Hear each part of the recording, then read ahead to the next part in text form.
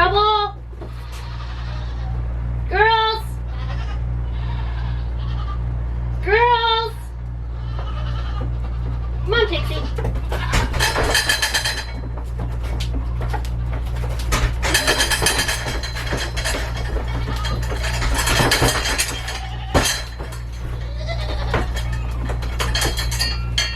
No, head in, please. What are you doing?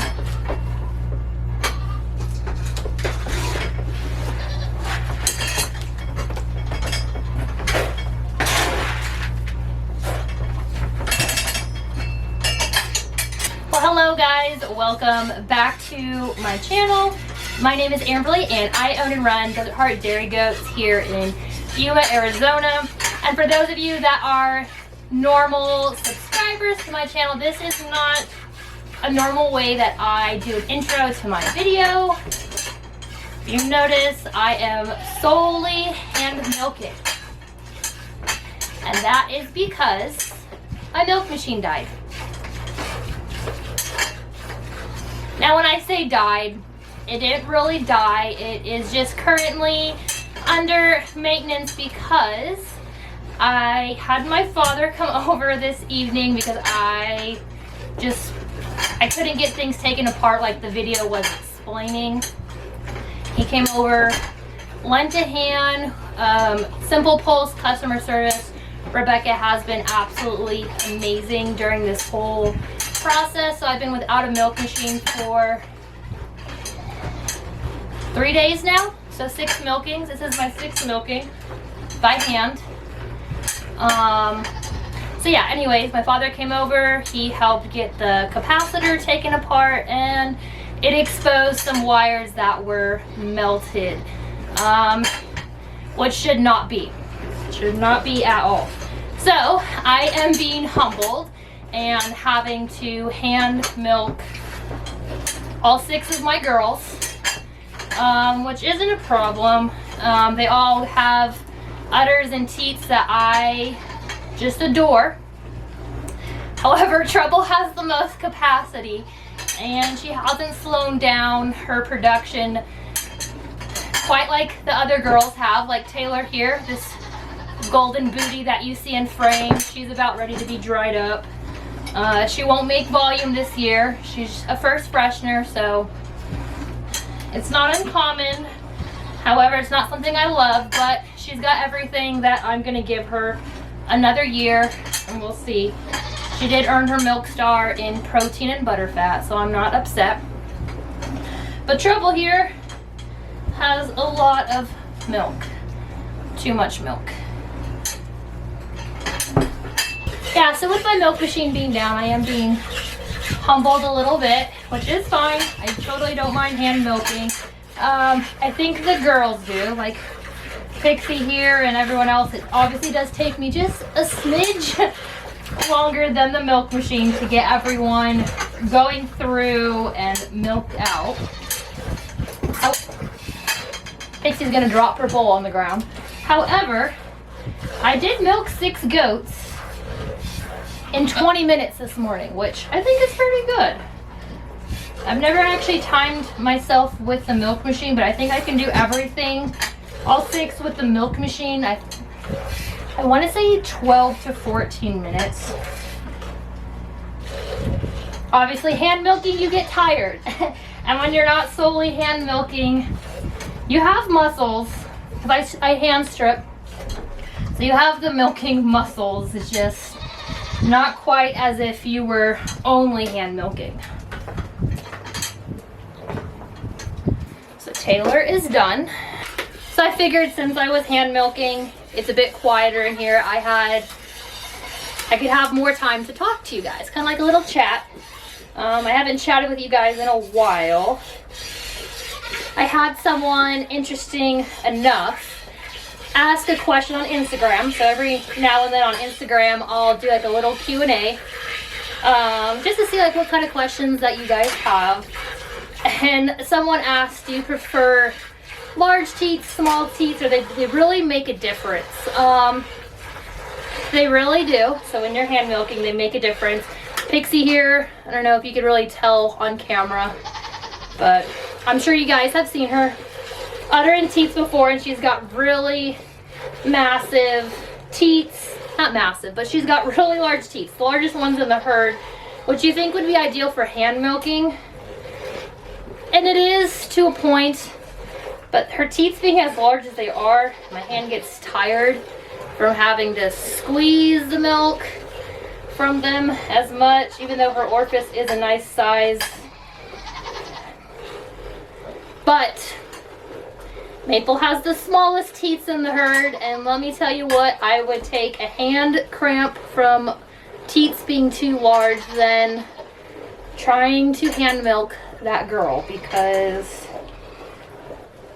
Maple's got some small teats. However, she's a finished champion, so it shows you that teat size doesn't always matter to finish a doe in the show ring. As long as that teat placement, that attachment, everything else for the udder is there, teat size really is only minor points on the scorecard.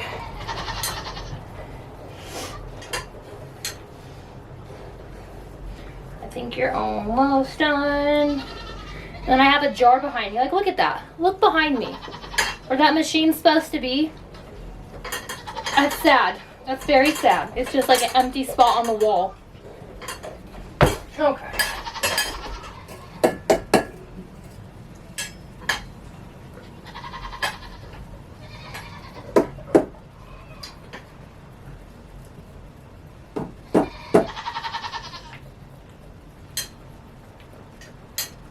Okay. You guys can see this right here. Just from 3 goats, we're almost at half a gallon. So that's pretty good. Considering that Pixie, I think, is like 180 or 175 days of milk. So that's pretty good.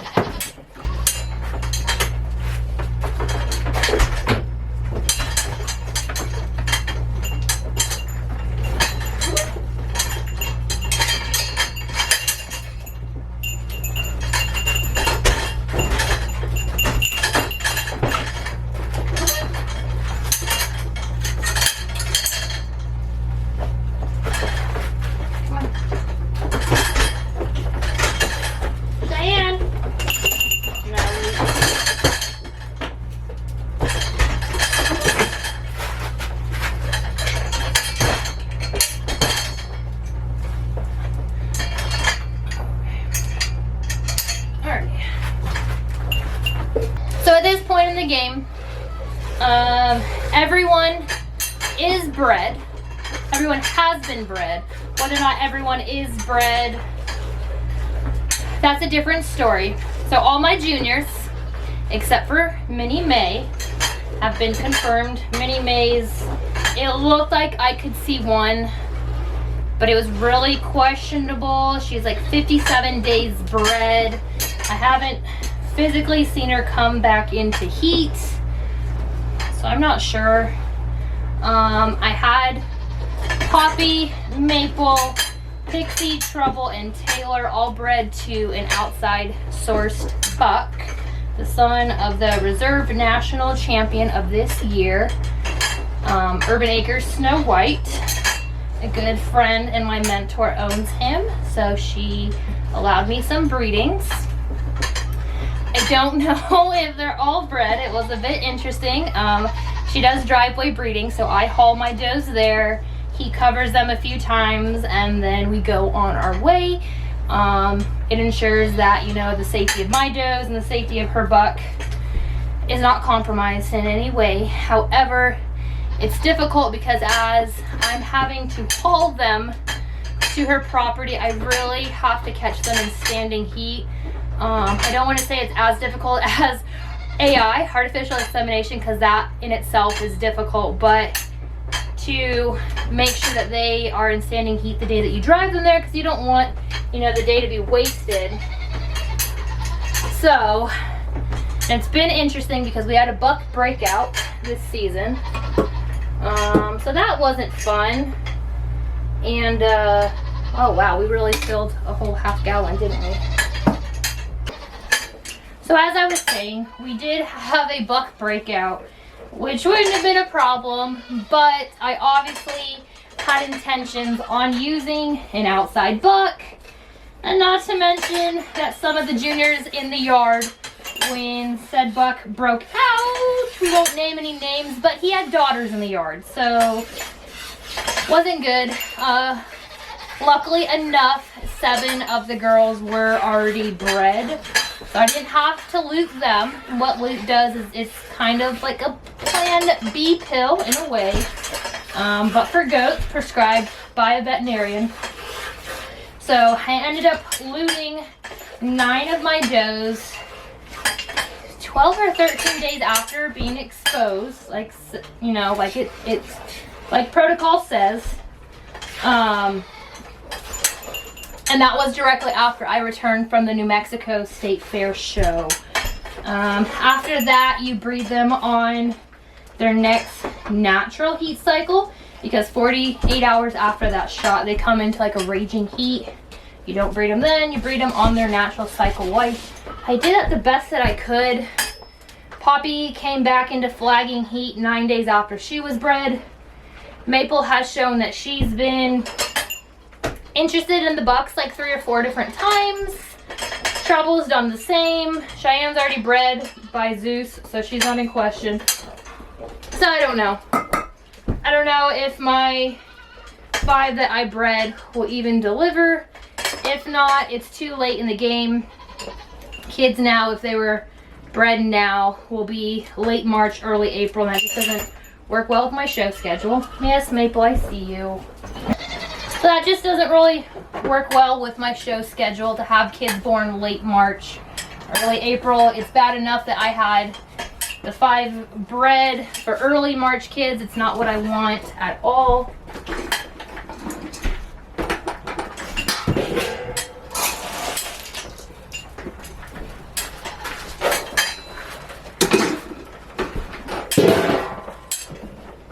Yeah, see these? See the tiny, you can't even see, they're tiny, they're little, they're not ideal. She's probably got my least favorite teats. They're already gonna be kidding early March if they're bred. I'm hoping they're bred. Trouble is the first one of the 5 to be bred, and she's sitting at 23 days since breeding. I tried to scan her at 19 or 20 days and I couldn't see diddly poop, so that didn't make me very excited at all. I'm so hoping I need kids from them. Game plan. It's good just talking to you guys while I hand milk, because I'm kind of like going through my thoughts. Game plan if they're not bred. Can you stop sitting on me? Stop sitting on me. You're like sitting in my bucket. You're making me like hold your udder. Okay. Squirrel. Okay, so if they're not bred, because my herd is growing, and I kind of need my herd to grow slightly so I can prove out some juniors in the show ring, prove out some first fresheners, you know, all the 9 yards. It has to grow slightly. I understand that, and I'm fine with that. However, milking, like this situation, if I was milking as many as I'm going to be milking next year, I might lose my sanity. Next year, if everyone's bred, I will have 14 does kidding. Like I have mentioned multiple times, all 14 are not staying. Let me be 100% transparent with you guys. If you don't work for the herd, you don't work for my standards, you don't have what I like, I move them, okay? I know a lot of people are here because Danelle shared an update on Newt, and we do have Newt, and we love him, and he will be staying, so you guys have no fear on that. He's going nowhere.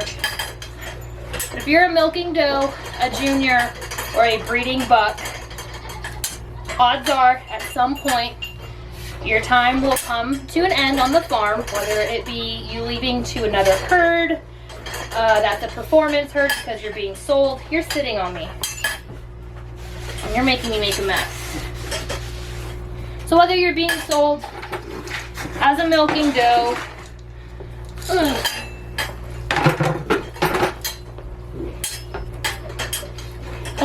So, like I was saying, odds are at some point does will be moved on. I don't have enough room for everyone.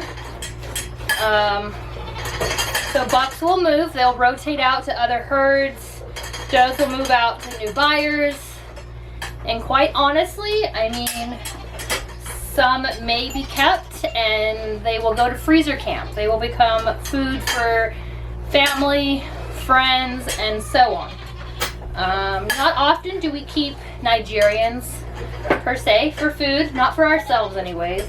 I have sold to buyers that is their intent, and I will be quite honest, if that's their intent, I'd honestly rather them go to feed a family than go to a home that doesn't know how to properly care for a goat and they suffer and they live a horrible life. That's just me being 100% transparent with you guys. This is a farm. These are livestock. As much as I love Maple, as much as I helped Cheyenne be birthed, they are livestock, guys. This isn't your pet dog. It's a little bit different than your family dog. If that breaks a couple of your guys' hearts, then I am truly, truly sorry. But like I said, I'm going to be transparent with you guys. I'm not going to sugarcoat it, okay? So if you guys are upset by that, I'm truly sorry, but that's just, I have goals. I have a limited amount of funds. I can only make so much money at my job, and through this goat project that I have to move animals, whether it be to a pet home, a performance home, or a freezer camp home. You want a treat? Alright, come on. Come on, Papa. I'm coming, crybaby.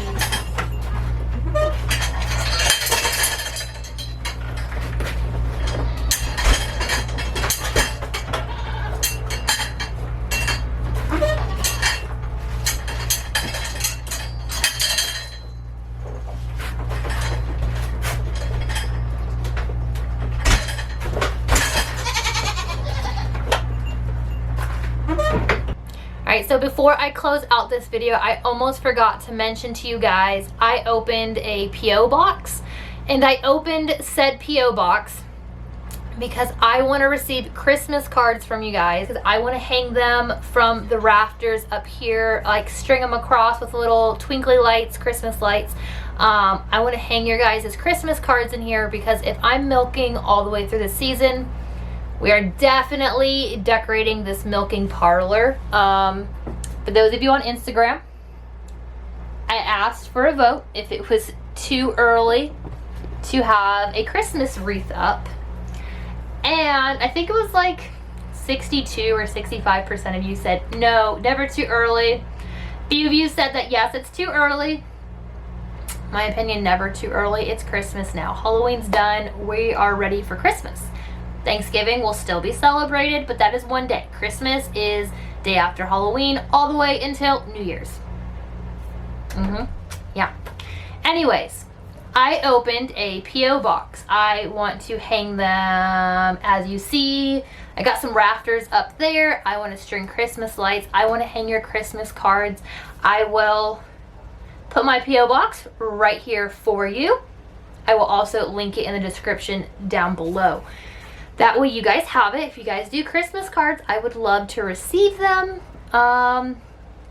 We will deck this place out. I will get a small Christmas tree for it. We will do all the things. I promise, girlies and guys, we will do it. All right, guys, so that's it for this evening's video. I hope you guys enjoyed listening to me ramble while I hand milk and share with you my goals and sorrows.